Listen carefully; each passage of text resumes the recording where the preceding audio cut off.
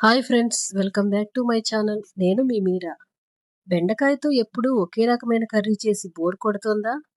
అయితే ఈరోజు టమాటా పెరుగు కలిపి ఎంతో రుచికరమైన గ్రేవీ కర్రీ తయారు చేద్దాం.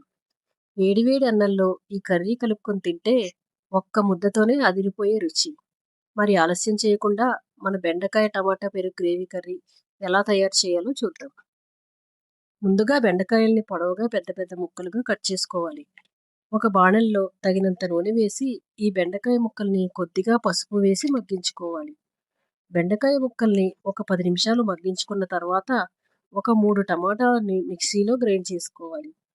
తర్వాత ఈ బాణలిలోనే తగినంత నూనె వేసుకుని ఆవాలు, జీలకర్ర, పచ్చిశనగపప్పు, మినప్పప్పు పోపు చేసుకుని ఆ తర్వాత ఒక 3 ఉల్లిపాయల్ని చిన్న ముక్కలుగా కట్ చేసుకున్నవి కూడా వేసి తగినంత పసుపు వేసి ఆ తర్వాత అల్లం వెల్లుల్లి పేస్ట్ వేసుకుని ఉల్లిపాయలు బాగా మగ్గాక గ్రైండ్ చేసుకున్న టమాటా ప్యూరీని కూడా వేసుకుని తగినంత నీటిని పోసుకుని పచ్చివాసన పోయేంత వరకు బాగా కలుపుకోవాలి. ఆ తర్వాత తగినంత ఉప్పు, 1 స్పూన్ ధనియాల పొడి, 1 స్పూన్ జీలకర్ర పొడి, తగినంత కారం, 1 స్పూన్ గరం మసాలా కూడా వేసుకుని గ్రేవీ బాగా మరిగిన తర్వాత కొద్దిగా పెరుగుని వేసి బాగా కలపాలి.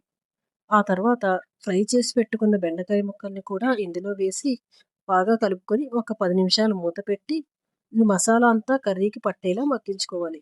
ఒక 10 నిమిషాల తర్వాత కర్రీలో నూనె పైకి తేలిన తర్వాత బాగా కలుపుకొని కొద్దిగా కొత్తిమీర, పుదీనాని కలిపి ఒక 2 నిమిషాల తర్వాత స్టవ్ ఆఫ్ చేసుకోవాలి.